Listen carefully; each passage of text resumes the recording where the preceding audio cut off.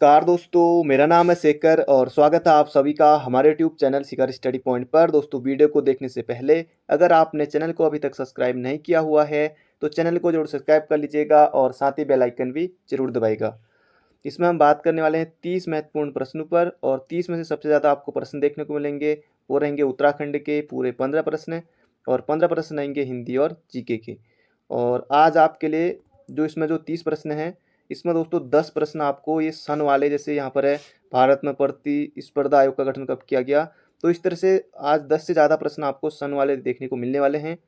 तो इसके लिए आप वीडियो को अंत तक जरूर देखिएगा, बहुत ज़्यादा महत्वपूर्ण है और इस तरह के क्वेश्चन एग्जाम में आते हैं। और एक सन वाला प्रश्न आज आपको बताना है, वो है राष्ट्रीय हरित न्यायाधिकरण का गठन कब हुआ था। राष्ट्रीय हरित न्यायाधिकरण का गठन कब हुआ था, ये आज आपको बताना है। राष्ट्रीय हरित न्यायाधिकरण का गठन कब हुआ था, एनजीटी का गठन कब हुआ था, ये आज आपको बताना। तो ये भी इंपॉर्टेंट हो गया और बाकी 10 से ज़्यादा प्रश्न आपको सन वाले देखने को मिलेंगे। कल का जो प्रश्न था और लगभग सभी ने सही उत्तर दिया हुआ, 1 अप्रैल 2010 शिक्षा का अधिकार अधिनियम 2009 पूरे देश में 1 अप्रैल 2010 से लागू हुआ। तो लगभग सभी ने सही उत्तर दिया हुआ है। 1 अप्रैल 2010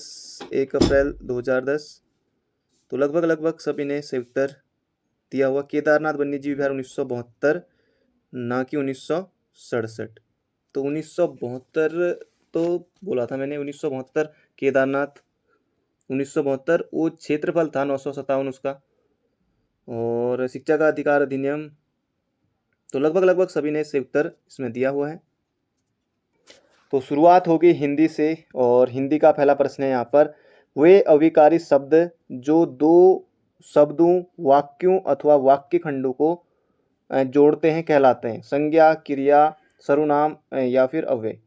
तो वे अविकारी शब्द जो दो वाक्यों अथवा वाक्य खंडों को जोड़ते हैं उन्हें कहते हैं हम, ऑप्शन नंबर सी होगा बिल्कुल सही, क्रिया। अगला प्रश्न है, भोजपुरी बोली की उत्पत्ति हुई है। तो भोजपुरी बोली की उत्पत्ति किस अपभ्रंश से हुई है, ये आपको यहाँ पर बताना रहेगा। अर्धमागधी, सौरसैनी, मागधी या फिर बराचरण अपभ्रंश से। तो भोजपुरी बोली की जो उत्पत्ति हुई है इसका सही उत्तर हो जाएगा मागधी अपभ्रंश से, ऑप्शन नंबर बी। और भोजपुरी की जो बोलियों की बात करें, भोजपुरी जो बोली है वो बिहारी हिंदी की बोली है। भोजपुरी ये बोली है, ये है बिहारी हिंदी की और मागधी अपभ्रंश से ये विकसित हुई है, उत्पन्न हुई है। तो ये आपको बिल्कुल याद रखना है। और अर्धमागधी है तो अर्धमागधी से विकसित हुई है जो पूर्वी हिंदी है वो, तो ये भी आपको बिल्कुल याद रखना है, अर्धमागधी से पूर्वी हिंदी। तो इसका उत्तर मागधी। अगला प्रश्न है, सुयश का पर्याय बताइए। तो यहाँ पर आपको सुयश का पर्यायवाची बताना है। उत्पातु, सुकीर्ति, सर्जन या फिर दिक्। तो इसका क्षेत्र हो जाएगा सुकीर्ति। तो सुयश का पर्यायवाची बताना था, ये हो जाएगा सुकीर्ति। अगला प्रश्न है, लगभग सभी ने रटा होगा इस प्रश्न को, कनक कनकते सौगुनी, मादकता अधिकाय, ये खाए बोरात हैं, वे पाए बोराए, इनमें से कौन सा अलंकार प्रयोग हुआ है। सलेश, उपमा, अनुप्रास या फिर यमक। तो लगभग सभी ने से उत्तर दिया, इसका उत्तर हो जाएगा यमक। यमक अलंकार में जैसे एक शब्द बार बार आता है, जैसे कनक कनक, एक शब्द बार बार आता है और उसका अर्थ अलग अलग होता है, तो वहाँ पर यमक अलंकार होता है, इसका उत्तर हो जाएगा यमक अलंकार। अगला प्रश्न है, रचना के आधार पर वाक्य के कुल भेद हैं 2, 3, 4, 5। तो रचना के आधार पर जो वाक्य के भेद हैं ये उसका उत्तर हो जाएगा 3। कौन कौन से, तो ये जैसे सरल हो गया और सरल, संयुक्त और मिश्र, तो ये 3 होते हैं रचना की दृष्टि से। तो ऑप्शन नंबर ए हो जाएगा इसका बिल्कुल सही उत्तर। अगला प्रश्न है, यहाँ पर भरना रहेगा, जो असफलता से नहीं घबराता वही का स्वाद चख पाता है। अनुतीर्ण का स्वाद, सफलता का, नाकामी का, उदासी का। तो ऑप्शन से आपने बिल्कुल समझ लिया होगा, जो असफलता से नहीं घबराता वही सफलता का स्वाद चख पाता है। वैसे बात भी बिल्कुल सही है, तो इसका उत्तर हो जाएगा ऑप्शन नंबर सी। अगला प्रश्न है, निम्न में से किस विकल्प में त्रुटि नहीं है, यानी कि कौन सा विकल्प है वो शुद्ध है, यहाँ पर आपको बताना है। 3 अशुद्ध है, 1 शुद्ध है।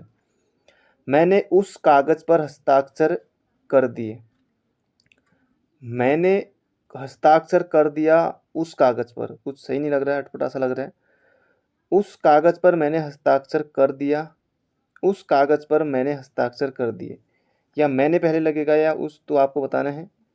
तो ये दो ऑप्शन तो गलत हैं, मैंने या उस कागज़ पर मैंने, या फिर मैंने उस कागज़ में, या पर।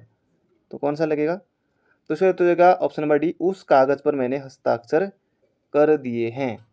तो ये उसका उत्तर हो जाएगा ऑप्शन नंबर डी हमारा बिल्कुल सही उत्तर। बाकी खाली भी उस कागज़ पर आपको हस्ताक्षर नहीं करने। अगला प्रश्न है, उत्तराखंड के किस क्षेत्र में शीतोष्ण कटिबंधीय सदाबहार कोर्णधारी वन पाए जाते हैं? लघु या मध्य हिमालय, शिवालिक, दून, या फिर वृहत हिमालय क्षेत्र। तो इसका उत्तर हो जाएगा शीतोष्ण सदाबहार कोर्णधारी वन, ये पाए जाते हैं लघु या मध्य हिमालय क्षेत्र में। तो ये आपको बिल्कुल याद रखना है। और ये जो कोर्णधारी वन है, इनमें प्रमुख वृक्ष आ जाता है चीड़, और जो एल्पाइन वन होते हैं वो भी इसी में मिलते हैं, अल्पाइन वन, तो वो भी इसी में मिलते हैं। तो इसका उत्तर हो जाएगा ऑप्शन नंबर ए। अगला है, पूर्वी रामगंगा नदी का उद्गम स्रोत है? खतलिंग, बंदरपूछ, पोंटिंग, चौराबाड़ी। अब इनमें देखिए, खतलिंग का है, पूर्वी रामगंगा अगर आपको बताओ, पिथौरागढ़ से संबंधित पूर्वी रामगंगा, और बाकी खतलिंग यहाँ पर टिहरी का है, बंदरपूछ फिर उत्तरकाशी में चले जाइए, फिर चौराबाड़ी रुद्रप्रयाग आ गया। तो ऑप्शन बचा हमारा बी, तो पोंटिंग हिमनद हो जाएगा इसका बिल्कुल सही उत्तर। और पूर्वी रामगंगा, और जैसे इसकी सहायक नदियों की बात करें, जैसे भूजपत्री गाढ़ है, काला पानी गाढ़, गरगतिया, सब, तो ये आपको बिल्कुल याद रखना है। उसका तो होगा पोंटिंग हिमनद से। बाकी पूर्वी रामगंगा फिर और बागेश्वर से सरयू भी आती है, फिर ये मिलते हैं ये पनार के आसपास, पनार से आगे। अगला प्रश्न है, उत्तराखंड में वनों के विकास के लिए वन विकास निगम की स्थापना कब की गई? तो इतना याद रखिए कि वन विकास निगम की स्थापना कब हुई थी। बहुत ज़्यादा महत्वपूर्ण प्रश्न है, एग्जाम में भी पूछा गया था और भी पूछा जाएगा। 1 अप्रैल 2001, 1 मार्च 2002, 1 अप्रैल 2002, या 15 मार्च 2002। तो वन विकास निगम की स्थापना हुई थी 1 अप्रैल 2001 को। सीधे सीधे आपको ये डेट याद रखनी होगी, और ये प्रश्न आपको एग्जाम में देखने को मिल जाएगा। अगला प्रश्न है, चंद शासकों के समय घराटों पर लगने वाला कर था? शुक, रौल्या, थातवान, या फिर भाग। तो घराटों पर लगने वाला कर था, ये था भाग। और बाकी जो यहाँ पर थातवान है, ये जो जमीन के मालिक होते थे उनके लिए प्रयुक्त होता था। अगला है, एक तरफ परियोजना दी हुई है और एक तरफ दिया हुआ है जनपद, तो इनमें आपको बताना है। पथरी परियोजना हरिद्वार, ढकरानी पौड़ी, और चीला देहरादून, टनकपुर चंपावत। बाकी पथरी परियोजना ये तो हरिद्वार ठीक है, और बाकी टनकपुर तो चंपावत हो जाएगा, और बाकी ढकरानी देहरादून में है, फिर बाकी चीला ये हरिद्वार। तो इस तरह से हो जाएगा ये। बाकी ऑप्शन देख लेते हैं इसके लिए कोई, तो ऑप्शन छोड़िए, इनको यहीं से याद रखिएगा। पथरी परियोजना हरिद्वार है, बाकी ढकरानी देहरादून हो जाएगा, टनकपुर तो चंपावत में ही है, और बाकी चीला हो जाएगा पौड़ी में। अगला प्रश्न है, उत्तराखंड के गठन के पश्चात किस वर्ष राज्य सरकार ने पंचायती राज व्यवस्था में कुछ परिवर्तन कर इसे त्रिस्तरीय बनाए रखने का निर्णय लिया था? 2001, 2002, 2002, 3, या फिर 3-4, या फिर 2004-5। तो इसका क्षेत्र हो जाएगा हमारा यहाँ पर ऑप्शन नंबर बी, वर्ष 2002-3। तो उत्तराखंड के गठन के पश्चात राज्य सरकार ने पंचायती राज व्यवस्था में परिवर्तन कर त्रिस्तरीय बनाने का निर्णय लिया था 2002-3 में, और पंचायती राज चुनाव भी उत्तराखंड में हुए थे 2003 में। अगला प्रश्न है, निम्नलिखित में से कौन सा पौड़ी गढ़वाल का विधानसभा क्षेत्र नहीं है? यमकेश्वर, कोटद्वार, चौपट्टा खाल, श्रीनगर, या फिर पुरोला। तो देखने से ही पता चल रहा ऑप्शन से, तो पुरोला सभी को बताया यहाँ नहीं है, ये है उत्तर काशी में। तो उत्तर काशी में है पुरोला, बाकी ये सभी पौड़ी गढ़वाल में है, और ये आपको बिल्कुल याद रखना है। चौपट्टा खाल से सतपाल महाराज हैं। तो इसका उत्तर होगा ऑप्शन नंबर डी। अगला प्रश्न है, और ये एक ज़बरदस्त प्रश्न एग्जाम में आ सकता है।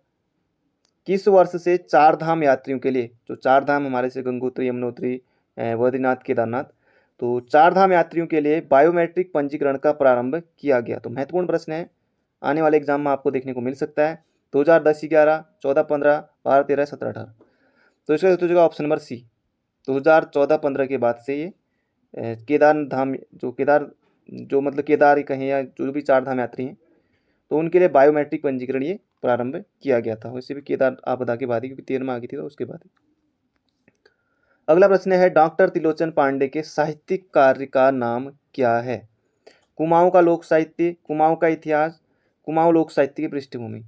तो यहाँ पर आप सभी ने पढ़ा ही होगा, कुमाऊं का इतिहास बी.डी. पांडे, बद्रीदत्त पांडे की है, 1937 में लिखा था। और इसका जो उत्तर रहेगा कुमाऊं का लोक साहित्य और कुमाऊं लोक साहित्य की पृष्ठभूमि, तो ऑप्शन नंबर डी। अगला प्रश्न है, थारू जनजाति में 2 पक्षों में विवाह तय होता है कहलाता है?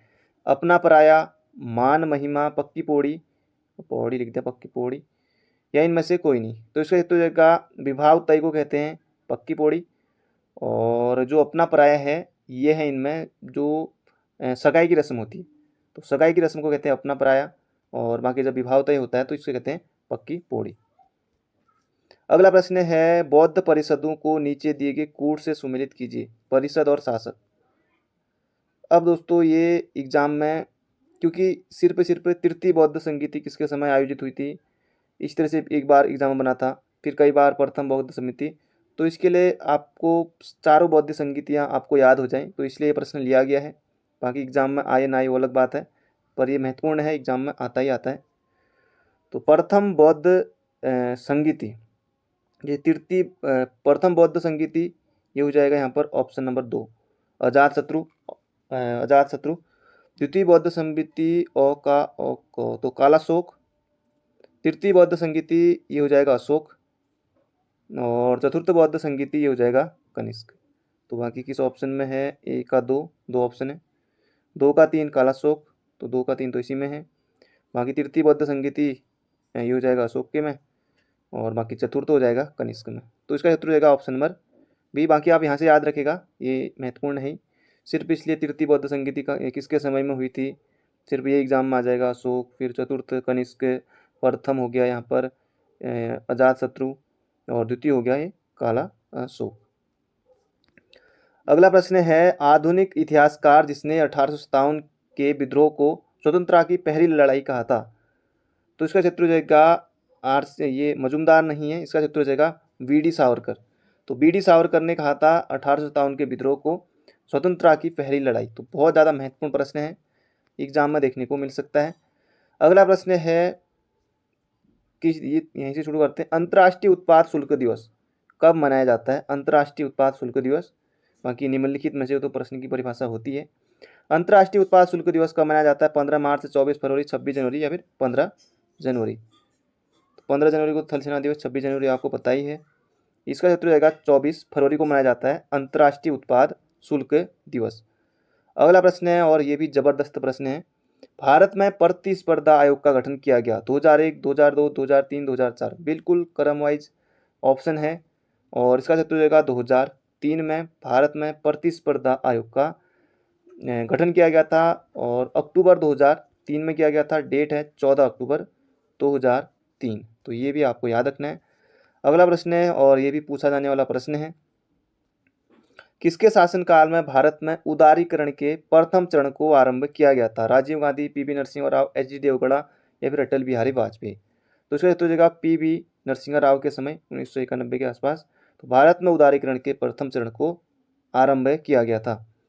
अगला प्रश्न है, निर्वाचन आयोग को 3 सदस्यीय किस वर्ष बनाया गया? अब दोस्तों मैंने पहले ही कहा था कि 10 से ज़्यादा प्रश्न ऐसे होंगे जो आपको सन वाले देखने को मिलेंगे कि किस सन में कब हुआ था, इस तरह के। तो ये भी वही है। तो 3 सदस्यीय बनाया गया था निर्वाचन आयोग को, तो इसका उत्तर होगा 1989 में। तो याद रखिएगा, महत्वपूर्ण प्रश्न है, निर्वाचन आयोग को 3 सदस्यीय कब बनाया गया था? तो 1989 में। अगला है, ये तो बिल्कुल आसान प्रश्न है सभी के लिए, मैकमोहन रेखा किसके बीच है? तो इसका उत्तर होगा ऑप्शन नंबर ए, भारत और चीन, 1914 में। बाकी भारत और पाकिस्तान ये रेड क्लिफ। तो इसका उत्तर होगा भारत एवं चीन। अगला प्रश्न है, सभी के सभी प्रश्न बहुत ज़्यादा महत्वपूर्ण है दोस्तों। अगर आपने अभी तक वीडियो को लाइक नहीं किया तो लाइक जरूर से कर दीजिए, और जाते जाते एक शेयर भी जरूर करिएगा। अगला प्रश्न है, संयुक्त राष्ट्र संघ ने वर्ष 2002 को किसका अंतर्राष्ट्रीय वर्ष घोषित किया है? जल संरक्षण, वन संरक्षण, स्वच्छता या फिर सतत विकास का? तो इसका सही उत्तर हो जाएगा वर्ष 2002 को संयुक्त राष्ट्र संघ ने सतत विकास का अंतर्राष्ट्रीय वर्ष घोषित किया था। अगला प्रश्न है उत्तराखंड विधिक एवं न्यायिक अकादमी। उत्तराखंड विधिक अकादमी की स्थापना 19 दिसंबर 2004। तो 2004 लगभग सभी को याद होगा, बाकी डेट यहाँ पर आपको मिली गई है तो इसे भी याद रख लीजिएगा। 19 दिसंबर 2004 को है। ये कहाँ की गई थी? तो सारे ऑप्शन नैनीताल के ही हैं, पर इसका सही उत्तर हो जाएगा भवाली में। तो याद रखिएगा उत्तराखंड विधिक एवं न्यायिक अकादमी ये भवाली में 2004 में। अगला प्रश्न है निम्नलिखित में से कौन सा सुमेलित नहीं है? खड़क सिंह वाल्दिया किनसे संबंध है? भूवैज्ञानिक हैं। दीवान सिंह भाकुनी कृषि वैज्ञानिक। श्री कृष्ण जोशी कृषि भौतिक विज्ञान से। भैरवदत्त जोशी कृषि विज्ञान वैज्ञानिक। तो दोस्तों ये हो जाएगा हमारा ऑप्शन नंबर बी, क्योंकि पिछली बार अभी वीडियो में बना था प्रश्न दीवान सिंह भाकुनी, तो इसका यहाँ पर होगा औषधि वैज्ञानिक। तो औषधि विज्ञान से संबंधित है दीवान सिंह भाकुनी। तो पिछली बार भी वीडियो में बना था ये प्रश्न, सिर्फ दीवान सिंह भाकुनी का संबंध किस क्षेत्र से है? औषधि विज्ञान से। तो इस तरह से 1 नंबर के लिए पूछा गया था। बाकी यहाँ पर एक एग्जाम में ये पूछा गया था खड़क सिंह वाल्दिया तो भूवैज्ञानिक से, तो सभी याद रखेगा। श्री कृष्ण जोशी भौतिक वैज्ञानिक और भैरवदत्त जोशी कृषि ये वैज्ञानिक। अगला प्रश्न है थल मेला कब से शुरू हुआ? थल मेला कब से हुआ? तो 13 अप्रैल से शुरू होता है, और मतलब कि उस दिन जो जलियांवाला दिवस के दिन ही होता है। बाकी 13 अप्रैल तो है, पर डेट भी इसकी 1940 याद रखिएगा। तो थल मेला कहाँ? पिथौरागढ़ में, और 13 अप्रैल 1940 से शुरू हुआ था। जैसे गौचर मेला कब से शुरू हुआ? 1943 से। और बाकी जो जौलजेबी मेला कब से? 1914 से। तो ये डेट भी एग्जाम में आती हैं, और ये हो जाएगा 13 अप्रैल 1940 को। अगला प्रश्न है यहाँ पर उत्तराखंड साक्षरता दर के मामले में 2011 के जनगणना के अनुसार उत्तराखंड भारतीय राज्यों में किस स्थान पर है? 17वें, 13वें, 15वें या फिर 11वें? तो अगर उत्तराखंड की जो औसत साक्षरता की बात करें, इसका अर्थ वही है, तो ये हो जाएगा 17वें नंबर पर। और 13वां ऑप्शन है तो ये पुरुष साक्षरता में 13वें नंबर पर है, और महिला साक्षरता में 20वें नंबर पर। तो इसका उत्तर रहेगा ऑप्शन नंबर ए। अगला प्रश्न है फिर सन वाला प्रश्न है टिहरी गढ़वाल राज्य का भारतीय गणराज्य के उत्तर प्रदेश प्रांत में विलय कब किया गया? 1 अगस्त 1949, 31 जुलाई 1948, 15 जनवरी 1948 या फिर 1 फरवरी 1948? तो दोस्तों इसका सही उत्तर हो जाएगा 1 अगस्त 1949 को उत्तर प्रदेश का संयुक्त प्रांत का 50वां जिला बना था टिहरी। तो ये आपको बिल्कुल याद रखना है, बहुत बार एग्जाम में पूछा जाता है। खैर अब तो सभी को याद हो गया होगा। तो दोस्तों ये थे आज के हमारे 30 महत्वपूर्ण प्रश्न। अगर आपने अभी तक वीडियो को लाइक नहीं किया तो लाइक जरूर से कर दीजिए। चैनल पर नए हो तो चैनल को सब्सक्राइब जरूर कर लीजिएगा, और जाते जाते एक शेयर भी जरूर करेगा। बाकी मिलते हैं बहुत जल्दी एक नई वीडियो में। तो thank you friend, thank you so much.